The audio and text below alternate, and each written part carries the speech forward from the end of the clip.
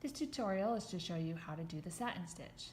The satin stitch is one of the three stitches that I use in all of my beginner patterns, so it's a handy one to know. I like using it when I need to fill an awkward shape and I want it just to be nice and filled.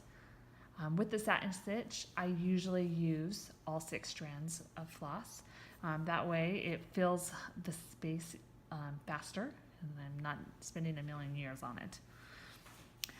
If you've noticed, I like to start from the middle and then work my way over to one side, and then I'm going to now start back in the middle and work my way over to the other side.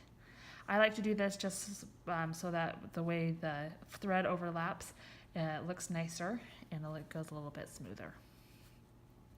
So what you're going to do is you're going to always start from the back side of your hoop, and you're going to try to get as close as possible to the previous stitch that you just did. And you're going to start from the top and you're going to go to the bottom and you're going to do just one long stitch. And that's basically all that it is. And I like to smooth as I go just to make sure that I have gotten close enough. And if you haven't, that's okay. You can just do a filler stitch so that it looks like one continuous piece from far away. And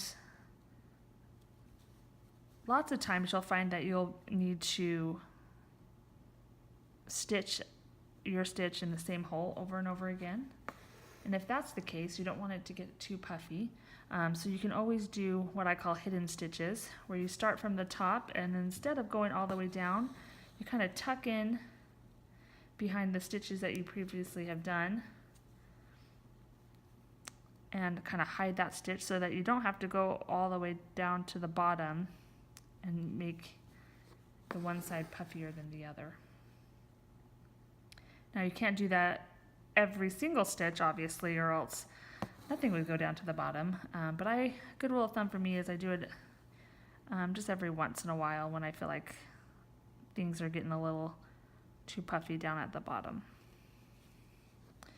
Again, you just want to make sure you go as close to the previous stitch as possible, and you're just going to follow your lines that you've traced.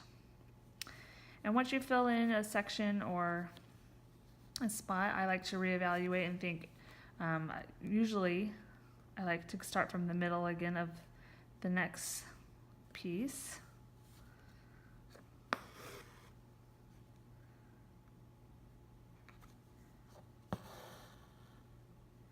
And then fill in that little space that you see. I like it because it makes it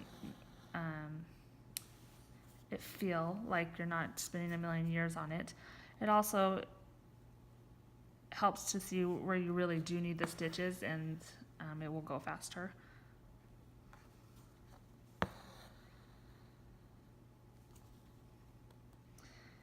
And that, my friends, is the satin stitch.